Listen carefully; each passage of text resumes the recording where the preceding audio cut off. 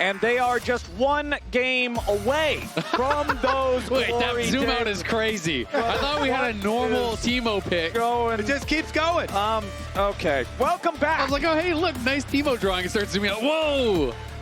Yeah. Did Raz commission that poster? Be honest. There's got to be some sort of Raz association there. You but already know. right now, we are potentially on track to have a longer series than that Teemo's legs because we are having some close battles here today. Now, Game 2 might have been the stompiest, but Game 1 was close. Game 3 started 14-0 in kills, but still But then was close. really went the distance with FlyQuest fighting back. But it's still C9, up 2-1, needing only one more game to become the winners of LTA North Split 2 and go on to MSI. FlyQuest here got to pull out all the stops, starting with their draft as we head into game number 4 of Fearless, and we really start to squeeze down on these champion pools. Yeah, it's going to be interesting to see what the top lane matchup looks like. So far, Bwipo has just been playing standard stuff, right? We haven't seen any kind of like Bwipo crazy picks coming out. Yeah. And they are choosing blue side after losing. You know, they're on blue side here. They are not going to be on red. And that means that Thanatos, again, can have counter pick if he wants it. I mean, you're talking about a guy who, in their upper bracket final last week, was playing Set, was playing Yorick, was playing this more out-of-the-ordinary stuff. Today, it's been Renekton, Aatrox, Sion in that order. Yep. Nothing really surprising in that mix, but let's check in on what the bans look like. Gwen, Sivir, and Ahri banned out by FlyQuest, as Vi, Kalista, and the Yorick that I just mentioned banned out by C9, now recognizing, hey, we're pretty deep into Fearless. This could start to be a Bwipo problem. Yeah, absolutely. You know, I am very much a fan of Yorick. I'm very much not a fan of blind pick Yorick, though. So it is interesting to see Cloud9 banning that out. And hey, if you're not down to play any of the counters, then it does make a lot of sense, right? If you're not going to be willing to bring those out. But Taliyah is up very conspicuously so, and is going to be grabbed immediately. When you're going into a game 4 and Taliyah is open, if you're going into a game 1 and Taliyah is open, Boom. you are slamming that thing. Especially, yeah, because, you know, it gets banned so frequently in the first 3 bans, all the early games. Then it drifts through here. Your answers are also not there. A lot of the things that have been played have been taken out. Yeah, and I mean, there are still great AD pairings that are up and available. Things like the Pantheon that actually haven't been played. Even the Nefiri that hasn't been played. That could be a pretty strong pairing alongside it. The Pantheon, of course, going to get taken away. I think that is smart by C9 because to me, that is kind of that prime jungle pairing that has not been played or banned for that Taliyah. I mean, it synergizes perfectly with the seismic shove because of the point-and-click setup, and it synergizes even more perfectly since they both have the semi-global ultimates to immediately turn any fight unfair. It's also interesting because while it's not, you know, like a mid-jungle pairing, I do think Leona really kind of rises in prio because when I'm looking at a lot of these champions that have already been picked, a lot of the really good engaged champs have been either banned out a lot, like the Nautilus has been getting banned, or have already been picked. Nautilus and Leona are those two that are kind of up and available because you do want some sort of point-and-click guaranteed setup generally for the Taliyah to really increase the power that she does have going forward into these team fights. And I've seen a decent amount of the Aurora into it, and I just feel like I always definitely prefer to have the Taliyah on my team, especially as it goes deeper. It feels like the Aurora, the break point between having enough burst damage to still be an effective champion and still execute your pattern of play as a champion is a really thin line. We'll see if they can actually accomplish it here, though, because kind of like you're saying, the other pairings with these mid lane champs do matter so much. And grabbing that Pantheon is huge to have the pairing here to go with the burst damage and to have the setup. Absolutely. I will say, you know, Aurora, I agree with you. You know, it often is hard to execute, but when you have those good games, they look incredible because this champion, all its damage is up front, right? If the QE hits, you throw down the ulti, sometimes people just disappear. They lose the whole health bar. But it's all about that execution because if you miss, if it gets sidestepped, you have nothing coming after it. And it is going to be Jayce here. It is Jayce blind, but it's Jayce with multiple protection picks available. The Yorick's already banned, and the Sion has already been played, which are two of the most popular counter picks that Bwipo does play into it. The AD Nidalee is available, though, so I'm curious to see, are they actually worried about it? Well, hey, this is one of his picks that he talks about really liking into the Jayce. Yes, the last one didn't go well, but remember the first time he played AD Nidalee, it went horrible. He brought it out again the next week, and he smurfed on it. So I do think it's possible. I don't think it's likely, but I do think it's possible. I mean, it makes the Yorick ban in the first half make a ton of sense. Yep. If this is what you were going to slam, you don't want to have to deal with Bwipo on that Yorick. As the Ornn is now banned away too, you're talking about Sion traditionally being one of those things people are fine playing into Jayce because who cares if you're down after laning phase, you can go low econ, be a tank. Ornn can play a very similar role. They'll remove that one from FlyQuest as well. Yeah, absolutely. So, going to be trying to whittle that down. Yes, again, it is blind, but when you pick Red 3, you have all these protection bans, so it's like not really that big of a deal. Yeah. And I am very excited to see what Bwipo could cook up. They're going to ban out the Gragas as well, another one of his comfort picks that can be a good matchup into that Jayce. And our FlyQuest worried about the Braum answer in the bottom side too, because they take out the Leona, and the Braum is kind of one of the other really good answers into Nautilus, and you can have a lot of power for the team fights as well. Absolutely. I do think it's a good shout out. With that Leona being banned, though, to me, this is like all the kings of engage in the bot lane are now gone, right? Yeah. Leona, Nautilus, Rel, Rakan, Alistar, to me, those are like the primary hard engage champs. Bard is going to instead be that target because they are clearly more worried about engage than the defensive powers of that Braum. And so we'll see if the Braum ends up being the pick. And they're really worried about, the cross map and the globals here. Aurora very good at flanking, making big plays. Pantheon ultimate, some split push opportunities available. Let's see what it's going to be here, though, for Cloud9. There it is. Something worth noting, they are leaving AD here for last, so to me that means it's a lot more situational. I wouldn't be surprised if they're considering something like a Ziggs that was banned against him earlier. He played it in his last series. So the fact that you're leaving it to 5th, does make me think, okay, you're really wondering, you need to see the whole 2v2. Can I get away with this? Can I punish something? Because generally speaking, you would otherwise always, leave that support pick for last. And when you have a player like Thanatos on the Jayce already, you know that Nocturne. you will have physical damage. I think we're going to get spicy top lane. Okay. We're going to get some Bwipo cook here, because if you're going Nocturne, you want to play heavy towards sides, you have Nocturne Taliyah, you need a side laner that is worth playing towards. So I do think we're going to get a carry here. Whether it is going to be something we've seen before or something new, I'm so interested to find out. That's what I'm talking about with the globals. All right, what's it going to be, Bwipo? Into the Jayce. Okay, that's not what I was thinking. It's gonna be much more. Another tank, a more sustained up there. I will say you can do, like, sometimes people like this in arranged matches where you do Qmax and Comet, and so sometimes people can go that route. So it'll be interesting to see if he goes that kind of a style, or if he just wants to build pure tank. Obviously, Sion was already played, Ornn was banned away, so a lot of those big picks are gone. And seeing that it is going to be a pretty beefy front line here with the Cho'Gath, they want some upfront damage. They want someone to be able to deal with it. And it is going to be the Tristana as the answer.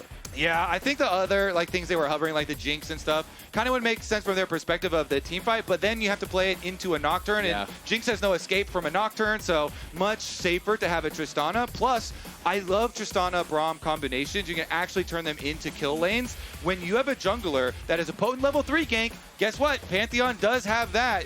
There's a lot of avenues for aggressive play for Cloud9. That is when Blaber has looked his best. That is when they have looked their sharpest. And I'm going to be so interested to see how Inspired does this game, because I don't see any traditional dive buddies here for the Nocturne whatsoever. Yeah. It's like, Nautilus can try to go in with you. Sure, Cho'Gath could try to flash into the backline with you, but you don't have that traditional diver with you. And so sometimes these games can become very awkward for Nocturne, where you're just kind of popping your ult just to turn off vision and just, using it on the front line or staying by your team anyway. So we'll have to find out how he can do and if he's going to be able to really find success in the 5v5, especially where it can be tricky as Nocturne. Yeah, and it depends on how good of a relationship do you have with your mid laner, with your Taliyah. Because if that Taliyah is confident to go in with you and do the... You got to be homies, though. Exactly. You have to be very close because it's way more dangerous for the Taliyah. Because when you want to ride the wall in, you want to cast your E rock field when you're getting off so that you can block the Aurora escape, you can block the Tristana escape as they're going in. And if you guys don't have good timing, it looks very bad. Mid jungle trust fall. Will Inspired catch quad? That will be the question. I do think Blaber has the opportunity here to have a very explosive early game. Nocturne generally goes for full clears, generally wants to just power farm to level 6, but Pantheon, I think there's a lot of openings. So one thing that I'm really looking for here in this one, talking about early games, FlyQuest, it felt like last game was just hard forcing, responding to C9 stuff that was already a lost play when we were all expecting them to play a slower style, play more for the scaling that you had drafted. This time around, I want to see them rein in some of that wild decision making in the early game so they don't have to play from a 0 to 14 game point at any point. So it is going to be the first ever international tournament in Canada. Both these Canadians here on your screen, Vulcan and Massu, fighting for the right to go there. Jojo qualified from EU, which is pretty cool, but definitely nice to know that we are going to have at least one Canadian player here from the LTA North that is going to be qualified and getting to play at home. I want to see if they can get that aggressive Braum Tristana plays that we know and love. Bush priority is theirs. It's also worth noting it's going to be Spellbook for Vulcan, also Spellbook for Bwipo. In tanks versus range matchups, I think it's quite good, but we have Kangas standing by with Nuke Duck. Thank you very much. Following the question Azael just asked, the choice of the Cho'Gath top lane, I want to get your thoughts as a coach as to how that top lane champ was pinched a little bit. Yeah, so, I guess this finals we can say, basically, we knew like this Jayce possibilities could be coming, so basically what you do is you just pick like a tank into Jayce, and then Jayce presumably can win lane and get ahead, right? So you just cover that with like Nocturne jungle, basically. And that makes it so Jayce shouldn't be able to like make a lead 1v1 on side lane, because he could die. So yeah, I mean, that's kind of that's the comp. Like you pick a strong team fighter top, and you pick a weaker team fighter in jungle to make sure the enemy can't abuse him in laning phase, basically. So that's the plan. All right, well, bot lane's going pretty well for you so far. What message did you give to the players to get their heads back into the series? I was a bit angry because we have scouting on them. We know when they're weak and we know when they're strong. And yeah, last draft we had a perfect situation to like exploit their weaknesses, but we didn't do it because we were getting excited because we were like winning our lanes. So I was mad about that, and then Quad said like, "Hey guys, we're better. Just like focus up, So that's I was just mad. Quad was like cheering on the team. All right, on Father's Day, a little bit of disappointment coming in from the coach. That's it from us. Let's throw it back to the casters. Like, what message did you give him? Well, I was mad at them. That was the message. But makes a lot of sense talking about Bwipo. Obviously, tanks into Jayce, and you might lose early, but you have the Nocturne to cover. I do think the extra wrinkle, though, is that, guess what? The other jungler can cover with his global, too. So you have to not only be able to win the 2v1, you have to worry about potential Pantheon ulting in and winning that 2v2. Exactly. If your top laner gets such an advantage before the fight breaks out, and then both junglers match, can be very dangerous. I also liked his point, though, about, hey, fight on your power spikes, even if you're getting excited. Whoa, speaking of getting excited, Busio with the flash over the wall. Blaber is in danger, but he defends himself well with the shield. A little more damage is needed. It's first blood for Inspired. C9 firing back with a kill onto him, though. A double for Loki. Zven's barely staying alive, and Quad and Massu are trapped behind enemy lines. Loki gets him with a twofold hex. C9 is off to a 4-1 start. And you can see Vulcan was almost jumping in his chair there in the player cams as that was happening. And Zven was literally jumping on the rift right here.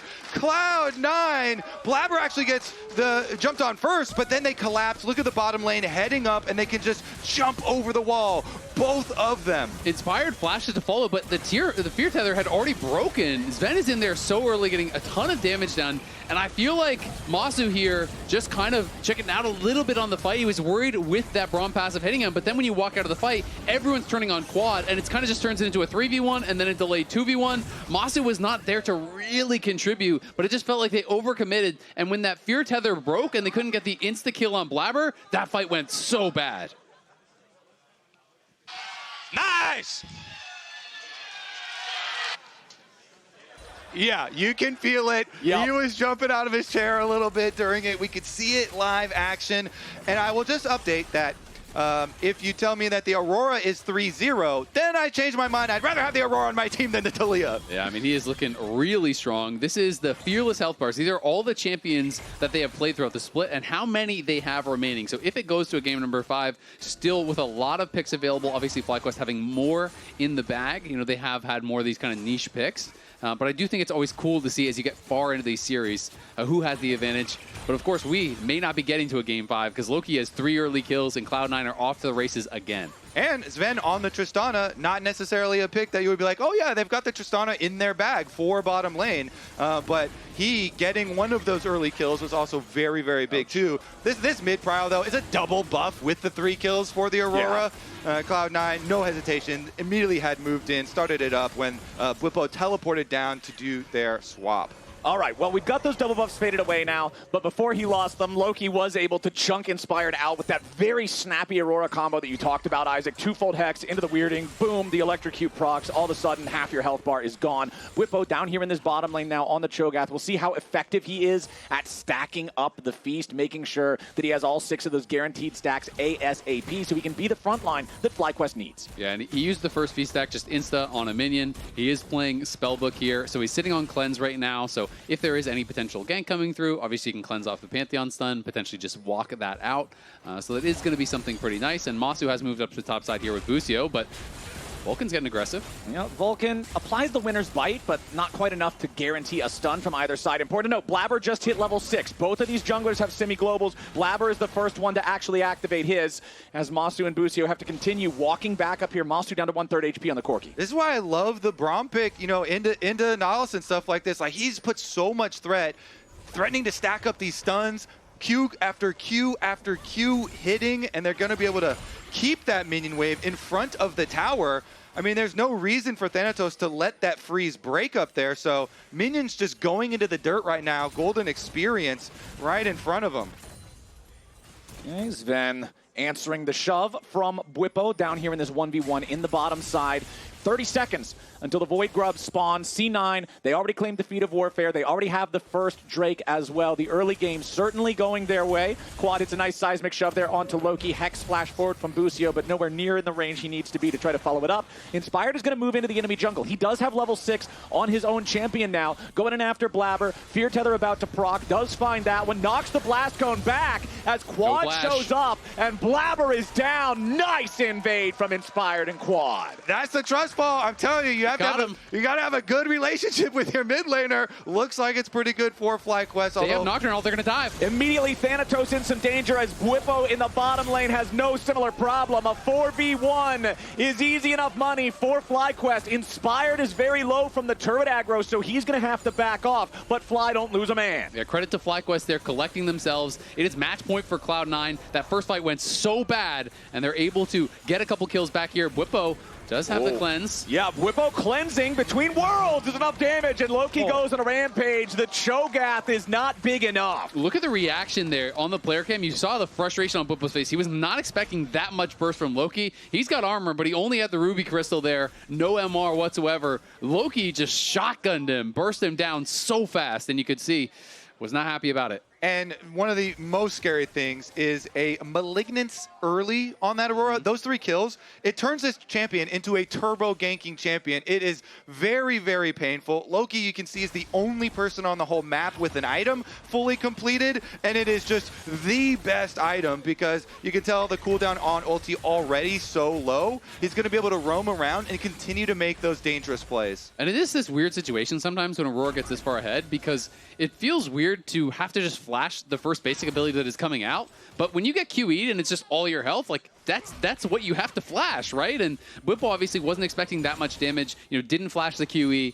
He just straight up died to it. If he can straight up die to it, so can Quad, so can Massu, so can everyone on the map. So they're really going to have to respect the power that Loki has now. He's so ahead of the pace of where you expect him to be. Talking about pace, let's look at where everybody is on their item completions because there are a few fully completed already, just about 10 minutes into the game. Malignance for Loki, no surprise there with him having 4 kills. Yuntal Wild Arrows completed for Zven on the Tristana as well, ready to start stacking that. But on the other side, Experimental Hexplate for Inspired, since he's got 2 out of 3 of their kills, could give that Nocturne the opportunity to really be the X factor with a well-timed ult. Yeah, it's the same idea. He's getting his ultimate cooldown reduction. Same idea as the Malignance here. See where he can actually utilize it, though. He's going towards the Grubs first. There is no flash on They're Jayce. looking for a dive bot, though. Look at this. They're again going. Okay, Inspired is working on the Grubs alongside Quad. They're just going to be able to secure these. Easy peasy. FlyQuest has to know, all right, if we're up here, there's no contest for these. Cloud9 has got to be plotting, planning, scheming something on the other side of the map, so they tell everybody to fall back. Massu, it sounds so sinister. It is. If you're the one, if you're the one in the 1v4, there is nothing more diabolical than what your opponents are planning in that moment. Massu just decided to leave the entire lane, not just the turret. He is going elsewhere right now. well, as C9 have lost all 3 grubs, racing but for they're first mining tower. turret plates, and it, looks like we might just get a race for the first turret. Bwipo's going to try to walk up here, but he's got to be careful. Man, I don't know how close you want to go. Vulcan just TP'd back, so they're just trying to go for this. They know they get feats if they get first tower, so they are really heavily committing to this, and it is likely to be very hard to stop here for Bwipo. Yeah, I mean, they see the Nocturne and the Taliyah on the top side, so this should be the Dragon plus the tower. This is a lot gained for Cloud9 on their strong side. Bwipo sneaks back in as Busio is coming. Bwipo is ghosting to the turret to try to kill the minion wave in time, so there's no chance for them to fully complete the kill onto the tower. Now, immediately, Busio ready to try to follow it up here with the dredge line into the depth charge. Zven keeps firing back at these guys, but the turret itself stays standing down here in the bottom lane. C9, however, will claim that second Drake for themselves, but the first turret went to FlyQuest on the other side. Yeah, it was the delayed play. They were talking about it. Bwipo's like, I can one-shot this minion wave. You saw the AoE on the back line. He's able to feast on the front, and they actually get it done. Nautilus ult was also invested, so they really think there is some pretty high priority on the feats upgrade for Boots. Absolutely, and I think that was really smart from them, forcing their way in. They use the ghost, they use the heal. Yeah, you have to spend some resources, but you keep that tower alive, you get yourself first tower. All of that plate gold is, again, going into, Quad and Inspired. Inspired's up 1K. Look at the mid lane gold lead. It's not that big anymore. It's 4 kills to 0, but he's only up 600 gold because of all the plate gold that Quad has been able to farm. Now, Bwipo's going to get more of this. We are close to a dead even game gold-wise, even with how bad that early fight went for FlyQuest. Bwipo now flashing away, trying to get the distance to escape from Blaber. Vulcan's going to stun him up there with that last little bit of the concussive blows. Almost called a winner's bite, but that's the cue. As Bwipo continues his full retreat now, Thanatos has also been brought down here to the bot lane party. Meanwhile, FlyQuest taking the opportunity. They see that C9 constantly sends multiple players down here to the bottom lane. FlyQuest will do the same thing on the other side of the map as Loki tries to defend here at the tier 2 turret while Thanatos takes the FlyQuest tier 1 in the bot lane. Yeah, they know. They've drawn their battle lines and they're sticking to them. This is your strong side. That is your weak side. You can sell Loki here. He knows there's a Nocturne on the map. They could go for the dive for me. He stays well under the tower. So their weak side plays safe while they get that turret to reclaim their gold lead. That being said, with all of our fighting over the attempt at the Boots upgrade, Cloud9 only need one more objective to be able to actually fully complete.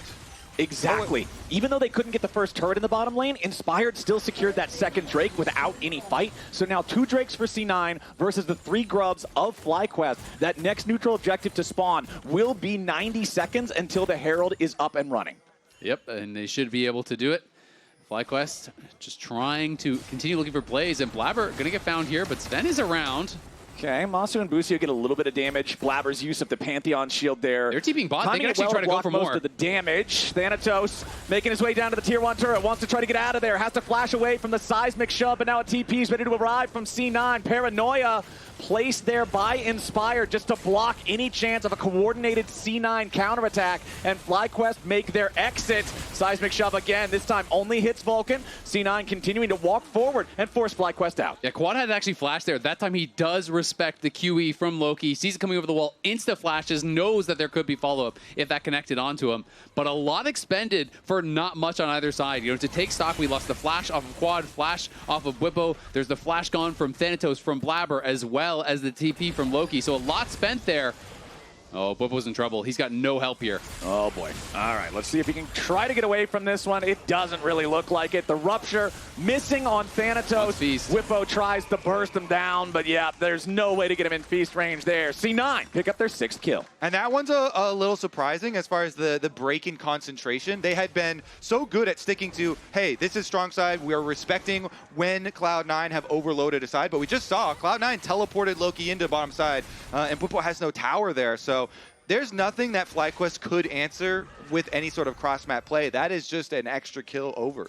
And sometimes when you're in these weak side positions, it can kind of get a little bit mentally exhausting where you feel like you have to give it up, you have to give it up, you have to give it up. And then finally you feel like I can push in here. They're going to look for Blaber. Remember, no flash. No flash on the Pantheon, but he's still always got that shield. Blaber's going to deploy it, but in a 1v4, you can't block enough. Bwipo takes the kill. FlyQuest pick up their 4th. And he does hold on to the feast, so he saves the feast so he can have it for Dragon. Quad is going to answer topside. Bwipo has cycled through already 4, I believe, on the spellbook summoner here. He's been rotating working through that pretty quickly, so is going to be having that cooldown getting lower and lower. Okay, 5 stacks also on the Cho'Gath Feast. 6 now, as he does go ahead and use that one early. There is 35 seconds still on the Drake timer. Looks like Inspired and Quad just going to go ahead and take their second blue buff as C9 has a lot of men mid. And the idea for Cloud9 here is if you can delay until Dragon comes up, Rift Herald's on one side, Dragon's on the other. You're the team that only needs one more objective for the feat upgrade that they've been fighting over so heavily here with FlyQuest. So then they'll have the opportunity to just cross map. Inspired 7-2 on Nocturne, definitely really strong on this champion. Also really want to draw your eyes to the fact that Bwipo has exhaust. This is always one of the key ones when you swap over to it with the spellbook.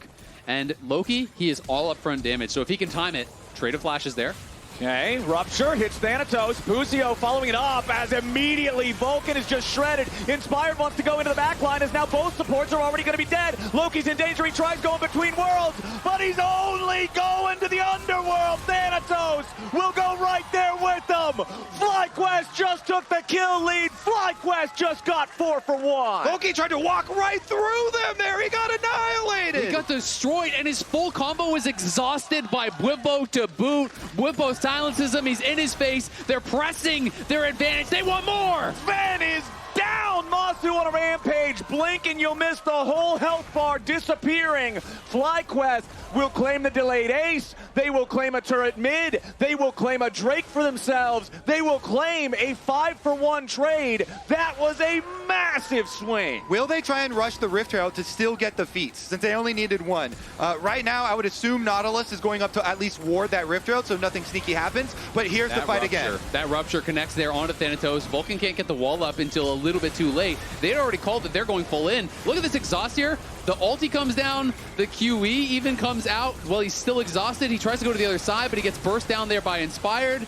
This was such a good fight for FlyQuest. Yeah, and Loki, you cannot go through a Cho'Gath right there. Or at the very least, if you do, it's going to cost you a lot. So Rift Herald remains alive. They actually had Busio go out there, defend the vision, put down the wards for FlyQuest.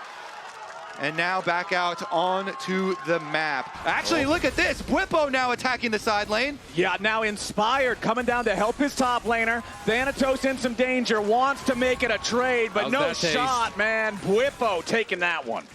Bwipo just bites him in half there, grabs the feast stack, and is able to get that kill onto Thanatos, attacking that side lane.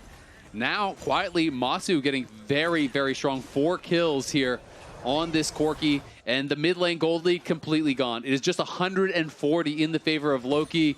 Honestly, that doesn't mean anything. The jungle diff, though, is getting like a very, very big gold difference here. This Nocturne is going to put so much pressure on the C9 carries. And when Nocturne is the biggest gold difference in the game, how do you play the side lanes? Everyone who walks out to farm a side lane... Very afraid. Part. You don't. Exactly. Everyone who walks out to the side lane is like, oh my god, is Inspired coming? Is Inspired coming? Because that will be very, very dangerous upon 2-item completion. And he's already shown that he passed his trust fall with Quad, so you get the Taliyah wall pressure to come in, and you can just not escape that duo. Absolutely. And I mean, earlier we talked about, okay, well, yeah, but you have to deal with the 2v2, and Blaber's there too, but he's so far ahead of Blaber that you're going to win that 2v2 very easily.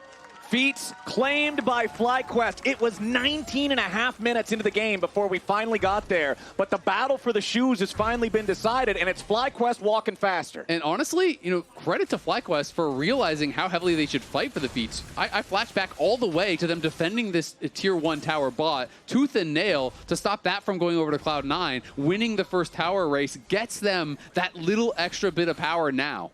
This is why this series has been so fun. It started out with Cloud9 getting 4 kills in the jungle, but they're fighting back in, and this is going to be a banger. Loki has teleport as well for the Aurora. Ultimate ready. Okay, C9 thought that they might be able to rush it, but FlyQuest was ready. C9 still have the Otacon aggro. They've got it down to about 3/4 HP, but Bwipo is wrapping around the side. Quad sends in the Weaver's Wall, but he's not going to ride with it. Now Bwipo goes forward for the flash silence. They've immediately found the engage and killed Zven before the fight even starts. Thanatos can't find his way to the FlyQuest carries as Massu forces everybody else on C9 away. C9 felt desperate. They felt that the Otacon was the play, and FlyQuest knew exactly how to respond. While Cloud9 were setting up the Otacon, Inspired was was buying his second item. The Black Cleaver was completed. He annihilates Zven, and Bwipo wants more of the jungle. Oh, a big hook there from Busio to continue locking up Blaber. No firepower from FlyQuest coming up behind him here yet. Loki wants to go into the back, find a little bit of damage onto Massu, who has to back away. Bwipo's going to be shut down there by Blaber, and FlyQuest may have overplayed their hand. Thanatos gets traded back in a 1-for-1, and now it looks like we are going to have the Otacon secured by Inspired as Blaber goes into the back. It's a jungler 1-for-1 trade. Everybody's dropping dead on both sides, but Quad and Massu look for a little bit more damage. Quad throws another rock, and Vulcan gets another death. Loki continuing to try to run, but Zven has already respawned. He rocket jumps forward, but he doesn't have enough distance. FlyQuest will walk away. There are 3 dead on both sides. It was actually a 4-3 trade since Zven respawned, but Fly get the Otacon. Somebody get a cam on Nuke Duck. He said he was mad that they got too excited in the previous game. This one, they just had the Otacon. It is yours. They killed Zven, but FlyQuest want too much. They get too excited. They chase into the jungle, and look at where Taliyah and Nocturne were. All the damage was still by Otacon, so now they're doing 2 things at once. And look at the summoner setup. He has Smite and Feast. Just stand on the Otacon. It's guaranteed. It's not like it's a flip. You have double Smite plus Feast. You can kill that thing from such high HP. Bwipo definitely getting a little too confident there, chasing after him. Gives over some kills. This is where it got crazy because Blaber ults in there. Imagine if he steals the Otacon before he gets this kill. He gets that shutdown plus 866 gold. Got a kill earlier as well. So he is kind of back into it a little bit also. And we are just scrapping again. Let's go. Let's do it. 3,000 gold lead for FlyQuest. Drake started up. Blaber going to go ahead and begin the fight on the side of C9. Loki goes between worlds looking for the damage here on a Quad, zipping and zapping back and forth. Quad takes a ton of hurt from that one as Massu is finally able to join the fight. Blaber re-engages. Bwipo here on the front line, still tanking for now, but he will drop. FlyQuest lose the fight. C9 outplay him. Bwipo just way out of position again. Back-to-back fights. He's just walking in so overconfident. Yeah, you're tanky, but you're not that tanky. The Aurora is zoning your team off on the side. Masu's not even there yet, and he is just running into the pit here with no flash because he was on Cleanse Smite as his double summoners there, trying to get in range for a potential steal, but they're never going to let it get that low. They're just going to turn and kill you. He's so focused on the steal. Look at this. Comes in again. Look where Masu is. Has ulti, has Smite. He just wants to steal it, but it's a good call to stop damage on the Dragon. They make the turn here. Blaber says, hey, just focus front line. And this time around, by the way, Loki on the other side, he did a good job actually avoiding the counter kill from FlyQuest while applying that pressure. And I feel like you could just play it slower there as Bwipo. Your 6-kill Corki's not even there yet. Even if you lose the Dragon, you could win the fight and then potentially take more off that, take tier 2 towers and things like that. Instead, he overforces. That gives a potential Soul win condition now to Cloud9 here. They are on 3 Dragons. They are on match point. Yeah, you're up 2K, but you lose Soul. Who cares? When you are in a high-pressure series, a finals game on stage, who will thrive in the excitement? Who will thrive in the higher energy? So far, it is Cloud9 making the comeback a real possibility. 3 Dragons here. Even though FlyQuest still have the gold lead, if you grab Dragon Soul for Cloud9, and it does feel like momentum has started to swing back in their favor. I mean, the Nocturne gold difference has been chopped down in about half here. So FlyQuest, they got to lock in if they want to actually push us to that game number 5. Exactly. You got to play towards your win conditions, slow it down a little bit. Bwipo, I think, getting definitely way too excited in these last couple of fights.